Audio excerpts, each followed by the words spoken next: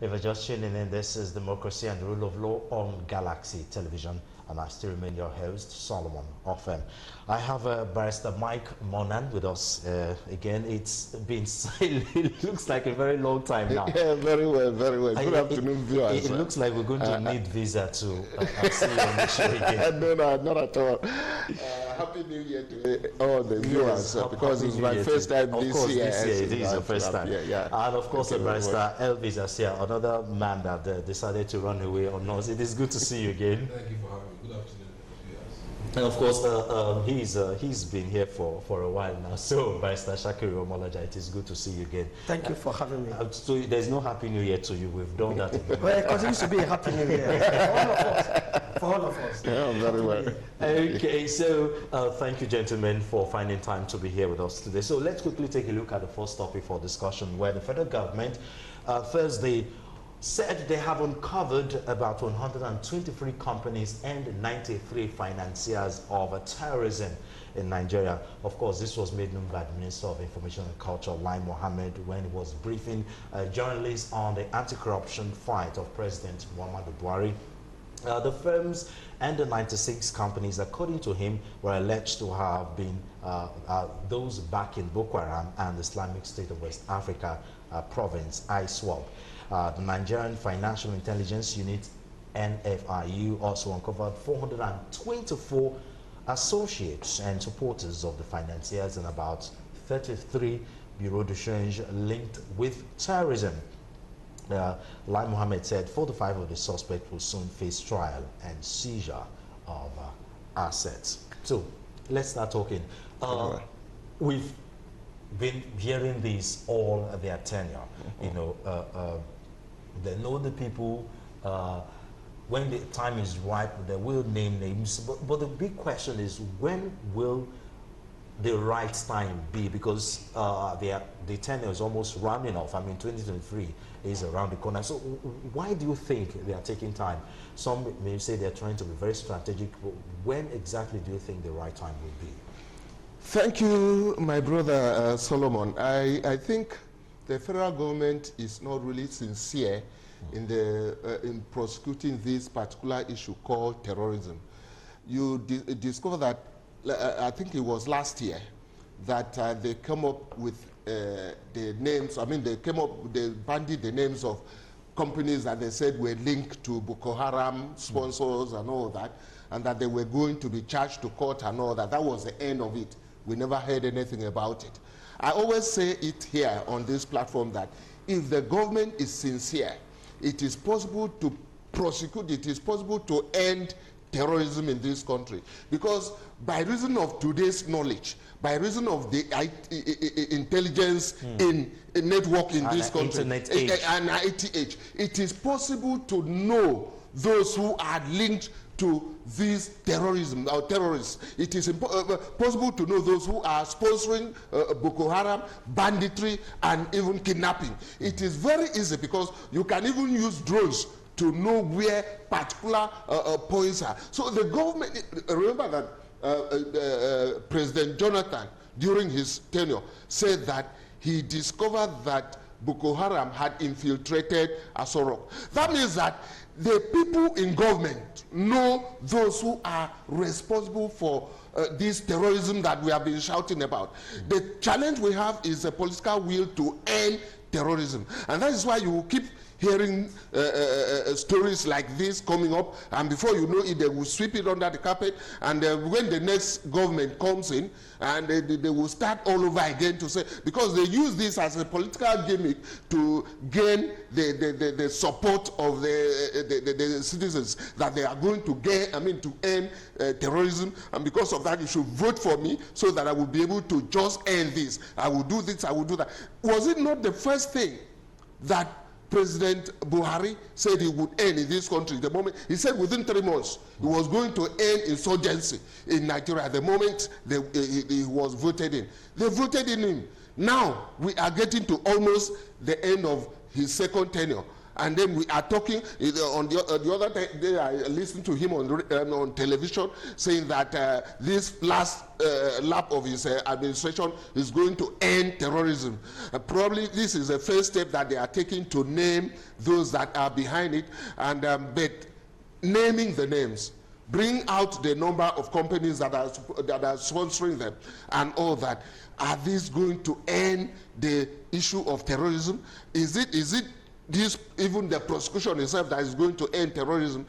But the prosecution will be a good start. Very well. That is what I'm saying. That is what I'm saying. Is it prosecution? So let us see steps taken by the government in this direction to ensure that there is no, because if they keep talking, by the time Lai Mohammed finishes, Adesina will come in and say something that will also tend to undermine what this other man said. And before you know it, they will say, no, we were not saying that we had seen people that actually we didn't catch them. We only say that we name and we discover all this politicking in respect of terrorism is very, very terrible in this nation. And so we need somebody who has a political will to prosecute these people. The moment you are able to bring out the names, follow it up with prosecution. I was surprised when I now read this. I said, what of the ones they brought out last year? In fact, that of last year, when I went through the names, I did not see any prominent Nigerian that was supposed to be linked up to this and all that. And at the end of the day, several occasions that they've infiltrated Nigerian politics. And do you know that one day I was watching an helicopter dropping weapons for terrorists in the forest. Helicopter in this country, is it possible to have an helicopter without somebody, I mean the nation, knowing that this person has a helicopter? Is it possible for an helicopter to enter the Nigerian airspace without it being noticed by the Nigerian NCA? It's not possible. So we know these people, we know who are behind it, but we just keep playing politics with it and playing politics with the lives of Nigerians and all that, until they take steps to ensure that these people are prosecuted, really prosecuted. Then we will continue to go around the ball. Now, federal government that, okay, they are biding their time, they are waiting for the right time to actually publish these names, as they've announced a couple of times. I don't know if I'm wrong to be that optimistic. Well, what I see is, 2022, 2023, you're going to see a lot of political drama. What I see is another political drama towards 2023.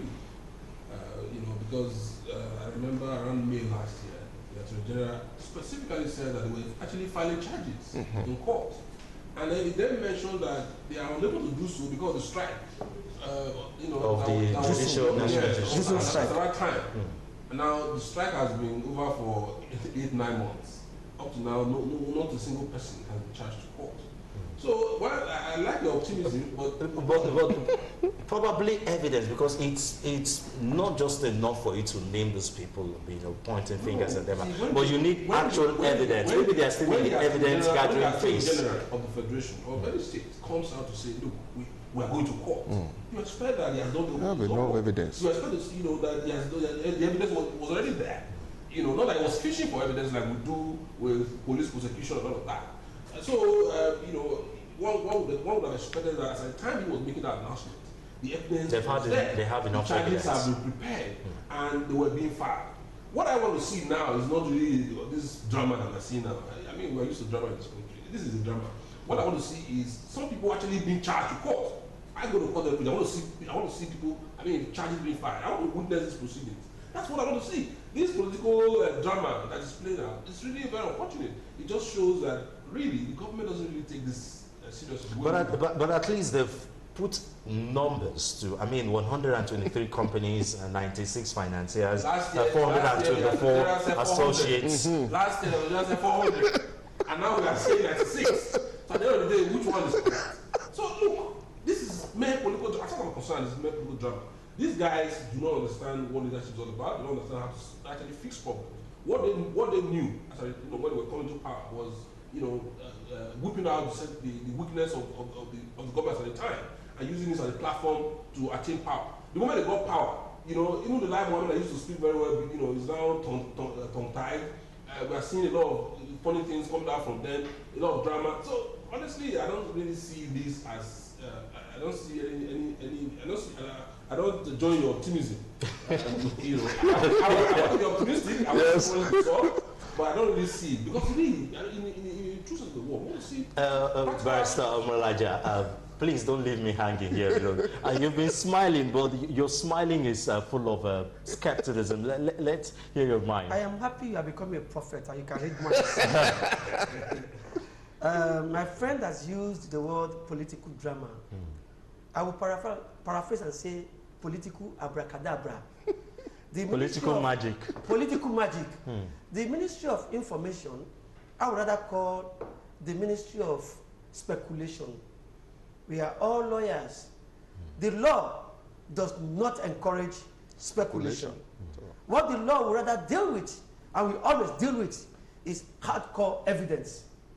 Just before I came here, I think I read somewhere, very, very recently, where the presiding judge over one of the cases of Ganifa Wemi lamented the shoddy prosecution and the lack of evidence against did I say Ganifa Wemi? Fanika Yode. For a presiding judge to make such a pronouncement, it is a prediction of how soon Fanika Yode will become free. If the man who is going to give the judgment is saying, a man who once did it, while some senior advocates of Nigeria were prosecuting some so-called EFCC cases, the gentleman, now retired, was so disgusted, was so angry and said, you senior lawyers, you are wasting the hard-earned resources of this country. If you come to court every day and you will not prosecute, where are we going?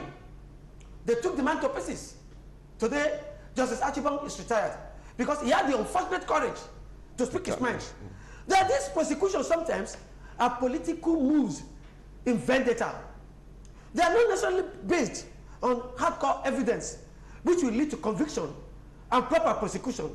But because these are our political enemies, I've used the word political abracadabra. He said political drama. I also want to say political calculation. All in the name of 2023. They are grandstanding. They are calculating. They are preparing. And the so-called 123 companies, 96 individuals, is an insult to Nigerians. Again, I say we are lawyers. We know that when you say you're charging somebody to court, it means you are prepared. And do you, for goodness sake, announce to the world that we know where the criminal is, we are going to get him. You have not arrested him. Did they use this type of speculation in the case of Nnamdi Kanu? Did they use the same speculation in the case of Sunday Igboho? Let's take a good example. From a country we always like to copy and shout that we are like them. After all, we are pretending that our present constitution is fashioned after the style of America. Whereas the two political systems are diametrically opposed. What am I saying? Recently, less than a week, the state called the United States of America took out a terrorist, Al-Badawi. Are you there? They bid their time. They seriously prepared. They calculated. They spent money, millions of dollars, in preparing, just like when they were going to take out Osama bin Laden. They did not go to the American citizen. We know where he is. We are going to do this. Terrible insult to Nigerians. Sir, the Ministry of Speculation, under that brilliant lawyer Lai Mohammed, has nothing. They're only giving insulting entertainment to Nigerians. And let me tell you why they continue to speculate. Because they have nothing. A house that is divided against itself shall fall. So says the Holy Book. Somebody said, and a few months after he said that, unfortunately, I have said that here repeatedly. He died conveniently. Owoye Assassin, former director of SSS, who else you know better than he? He came out publicly to say, gentlemen, stop the deception. We know it's just that Boko Haram was PDP and PDP was Boko Haram. Have you not seen senators, 7 senators, who have come out to say, we know the sponsors of terrorism in this country? If a man came out, like our friend, Gumi, the sheikh, who was whining and dining and photoshopping with bandits. Terrorists. I don't use the word bandits. Terrorists, they have been declared terrorists. Don't bring that, play with words there. They are pure terrorists. Why did the SSS, why did the police, the Nigerian forces, why did they not go through Gumi to nail these persons, to capture them? The only reason is fulfilling that prophetic saying, a house that is divided against itself shall not stand. Our present politicians are the sponsors of Boko Haram. They are the sponsors of the terrorists. How can you tell me a mere terrorist would have the courage to go to NDA, Nigerian Defense Academy, to go to universities, to so plan strategically and capture, kidnap, murder, even generals? No, these are not things that are happening by chance. These are things that are deliberately choreographed. And I say, stop the deception. Nigerians, you are taking Nigerians for fools. It shall no longer be business as usual. The so-called 123, 96, it is speculation. It is a lie to call a spade a spade. It is a terrible lie. That's my take. Okay, now, when President Buhari, campaigning for his, coming into power, yes, and of course, fighting terrorism was, of course, one of his top three, agenda for re-election. Of course, a lot of people believed him because it was like everything when terrorism was at its peak, it was Goodluck Jonathan, yes, and it was, of course, people were attributing it to the fact that his inexperience, yes, politically, and of course civilian. We need a general. So Lead from the front. exactly, lead yes, from the front, lead from the front, which was one of the reasons why he was promises, yes. So why do you think an accomplished retired general, why do you think it's difficult for him? Solomon, that is a very difficult question for me to answer, because I sit down and just think, overview the entire situation, and I find it difficult to understand how a retired general would take over power as a civilian president, and then he is not able to tackle the issues that he was trained. I mean, if anything, he was became trained. worse. He was trained to do. Well, I can write on what they have said in saying that Buhari really was not prepared to lead this country. I mean, he's been preparing for years. Hello? He contested for like 3 times. See, a child could be aspiring to play for Arsenal at the age of 12. But is it feasible? We could liken the control of this country to a professional league, while our president cannot even play for his high school. When he came in, he used the expression, I belong to nobody, I belong to everybody. But look at the tragic thing that we first told. It was his wife, Yes. a cabal has taken over. And she's been since then. Because they will kill her. They will kill her. The only reason why she got so far was because she's Hausa. Yes. If not, they will have killed her. Nothing will happen. And openly, or the killer, give her the silent treatment. Okay. Now, wait a minute. You must allow me land. You must allow me land. You must allow me land. This issue of how ineffective Buhari is not Buhari as a person. There is a cabal, there is a mafia that you can never. Mafia that killed Sonny Abacha. The mafia that killed Moshood Kashimagu. The mafia. You're telling me those people are still existing? Of course. Okay. Of course. They're very much there. They are holding Nigeria. Let's try as much as possible to reduce the speculation. I will learn now. Okay. The mafia that continues to treat the Nigerian populace as slaves, where we produce crude oil, naturally endowed, and you forever want to be sure that we cannot refine our crude oil here. States cannot come together to buy. Okay. States cannot come together to build a refinery.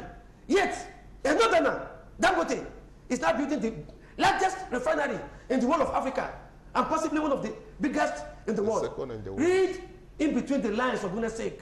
A group has declared themselves the political owners of the soul of Nigeria. Hence, you are being told, you are having agitations in some quarters, that this injustice is too glaring.